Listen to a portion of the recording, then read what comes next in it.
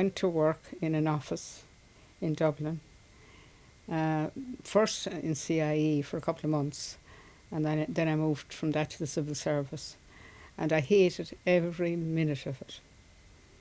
And I never met the kind of people that I had things in common with. And then one fine day, a friend rang me up who was also in the civil service, and she said, "You'd never guess who I met lately." And I said, "No, who?" She said, "Patrick Kavanagh." "Ah, go off," I said. "You never met him."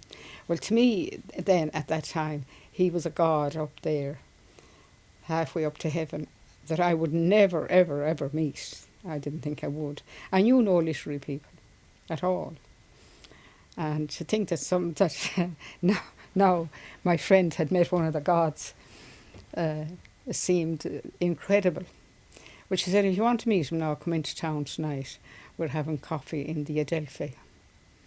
And I said, I still couldn't believe it. See, but I went in, and we met, and he seemed very natural, very normal, just like any other country lad that I had ever known, and very easy to talk to. So the three of us sat over 3 cups of coffee for about 2 hours. Maybe we had another round of coffee, I don't know. And whatever we talked about, I don't remember, but we talked very easily to each other. And the next day at 11 o'clock, the phone rang in my office, and he said, "Will you come to lunch?"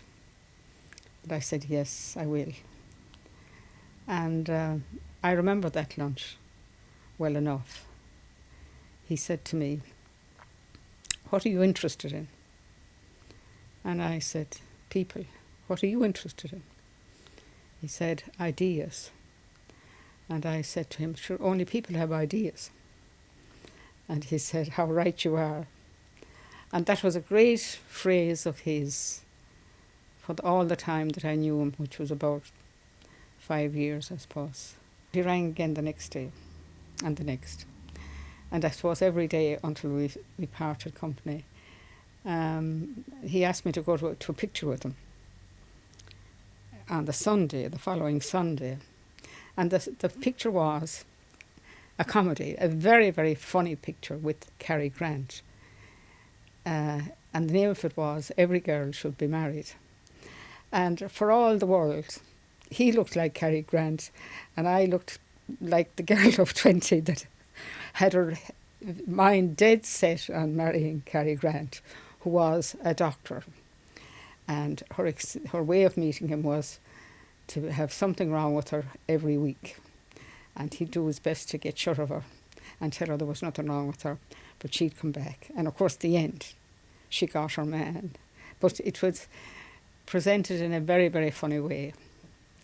And we laughed heartily at it. And then we went into a cafe in, that was O'Connell Street. And he said, "Now, if ever I'm going to get married, I'll have to meet somebody like that." And he looked at me, and I said, "Now, if you're looking at me, I'm not like that." And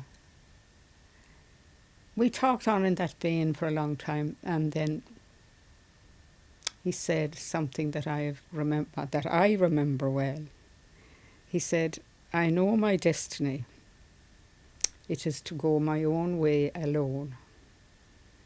And of course, that's what happened, except for about 7 months before he died, when he married Catherine. And went on from there. We had a sort of a tempestuous relationship in some ways, and a very placid one in other ways. We certainly had the same interests. Patrick and I had this in common. My love of the country and country people and country customs and the very landscape was deep, deep down in my soul, and so it was in his. And even though I'd had no ambition that time to write a line I was deeply interested in what people wrote and in what people thought. And I was more interested than he was in how people lived, in the social problem. I was deeply interested in that. He was a child where anything pertaining to economics or politics was concerned. He just had no understanding at all. And I was deeply interested in, and as it happens, when I came to write, that's what I wrote about.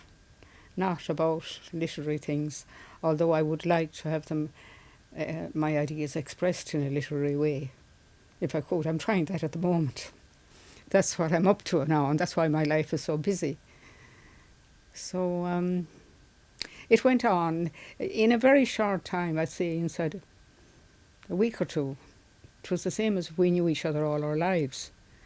And that is not really very strange, because we both had the same background, but in a different kind of way. He was born into a family with a lot of girls. He had 7 sisters, I think, and 1 brother. And of course he was utterly spoiled by the mother. I grew up certainly without a mother. So I got none of that kind of spoiling. He loved the country, and I did too, but I wanted to see the world as well. I was always sorry I went into the civil service. I was very sorry I didn't go to England, but the war was on. But I could say that in his company, I was completely at home. And I mean that now, I suppose, in, if you like, a mystical way.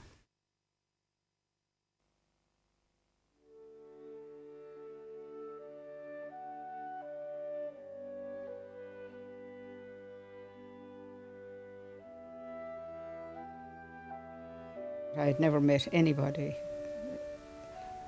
with whom I had so much in common, that I knew so well, that I understood so well, or who understood me so well.